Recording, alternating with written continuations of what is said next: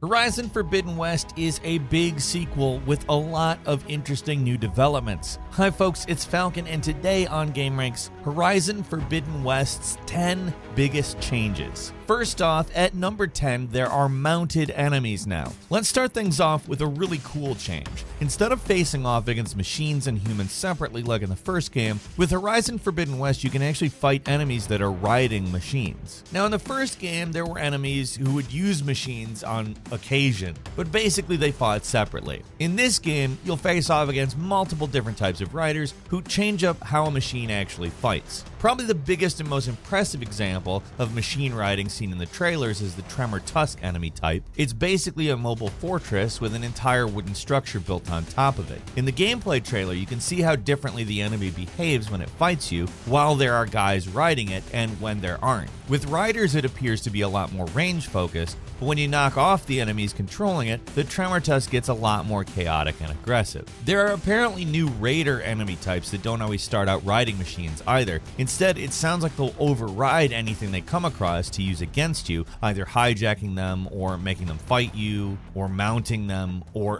what have you. They have a lot of the same tricks as you do basically, so taking these guys out first is an important strategy. In general, the addition of mounted enemies should make combat all around more varied and interesting, and it's one change that looks like it's going to expand the combat in Horizon Forbidden West in a big way.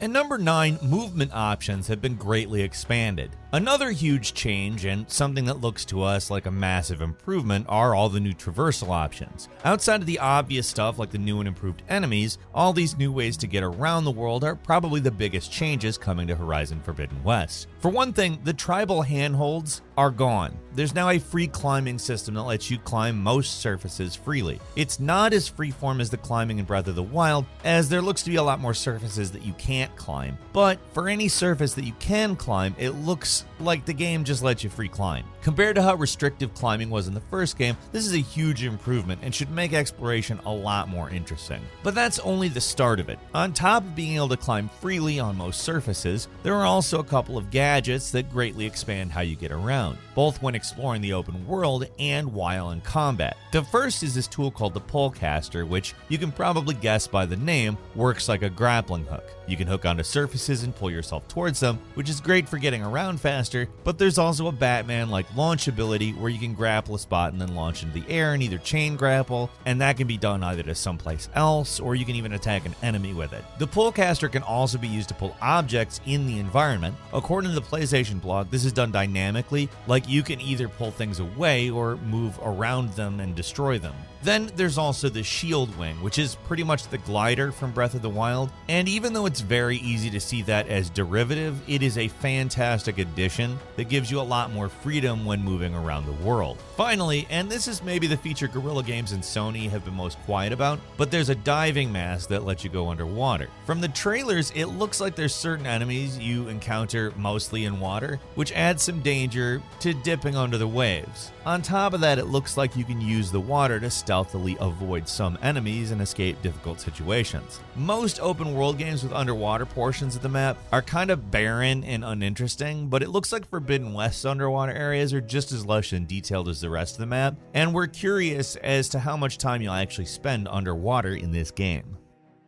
At number 8, the machine AI look a lot more adaptable and interesting to fight. With all the new movement abilities at your disposal, it sounds like the enemies you face will have to be more adaptive to match up, and from what we've seen in the trailers and from some of the comments made by developers, it looks like they're putting a lot more effort into making the enemies not just more varied, but smarter too. One big way they've improved how the machines respond to Aloy is that they've expanded the ways that machines interact with the terrain. In the original game, it wasn't too difficult to cheese enemies by getting to a spot they couldn't reach you, or you could force them to take a long detour in order to get to you, but with Forbidden West, it sounds like they've made it so that jumping and climbing are now a big part of enemy behaviors, so instead of just walking around if you climb up a ledge, the machines will be able to also climb up or jump where you are instead. On top of that, many machines can swim, and not just the ones you find underwater, so sometimes jumping into the water to escape may not be the best option. From developer comments, notes, it sounds like they put a lot of effort into improving the cues enemies give when they're about to perform certain attacks in order to make it easier to anticipate what an enemy is going to do next. It's not necessarily an AI thing, but it's another way the developers are trying to make enemies more reactive and more readable in what they do. So A, you can develop strategies, and B, they're just more fun and interesting to fight.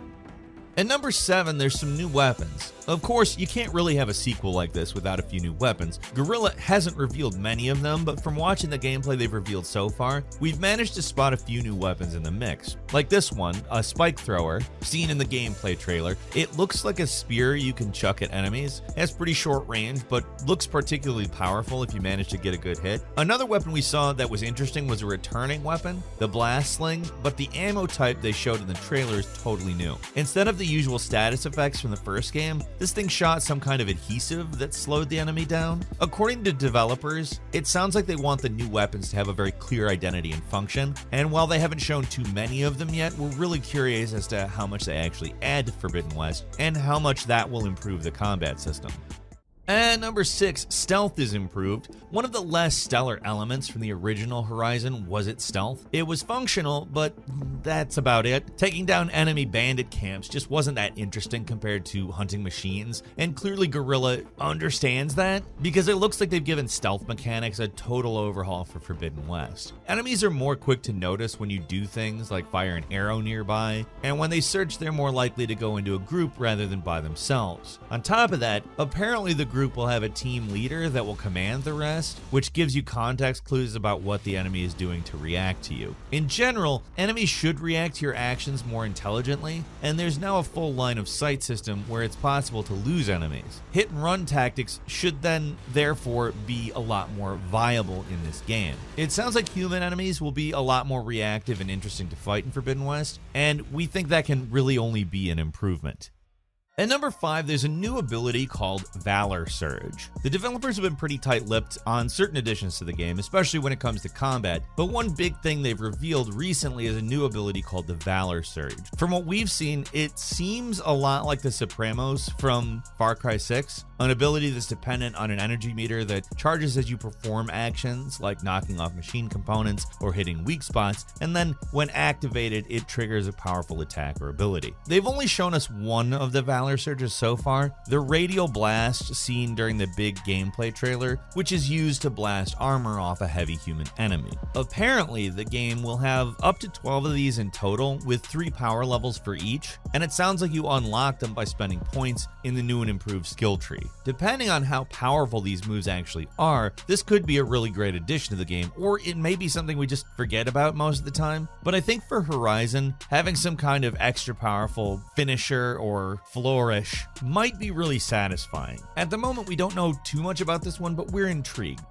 And number 4 is expanded melee combat. Another sticking point for a lot of people who played Horizon Zero Dawn, it was how the game didn't really emphasize any close-range combat. The real meat of the game was long-range weapons, and if you wanted to get up close and personal, there weren't a lot of options. From what we've seen, Forbidden West seems to remain mostly the same. You still only get one melee weapon, the spear, but it sounds like they want the spear to be a lot more effective. One way they describe how close range is improved is by talking about a new skill called the Resonator Blast, which lets you charge the spear up with melee attacks and finish enemies off with a big explosion. Apparently, close range combat's still very risky in this game, but with new abilities like that, it sounds like there's kind of more of a risk-reward dynamic in getting close, rather than just being a kind of weak option like in the original game. It sounds like Guerrilla wants to make melee combat a more viable option. It'll probably still be something that's best used in conjunction with long-range attacks rather than something you focus on exclusively though. And just from watching the trailers, it looks like close combat is all around just faster and more responsive as well. We can't say for sure how much this is going to matter until we actually get our hands on the game, but right now we're hopeful they'll make melee combat more of a real option for players who like to get up close and personal in Horizon Forbidden West.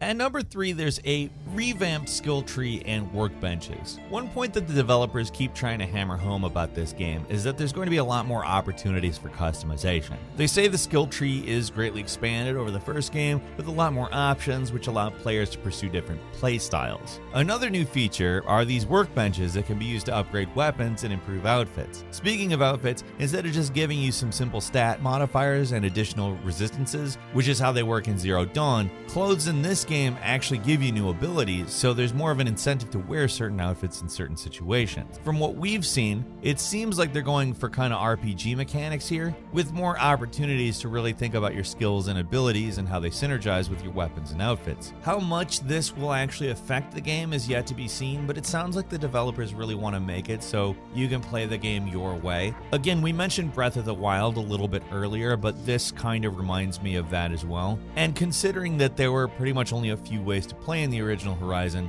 we hope they managed to pull it off.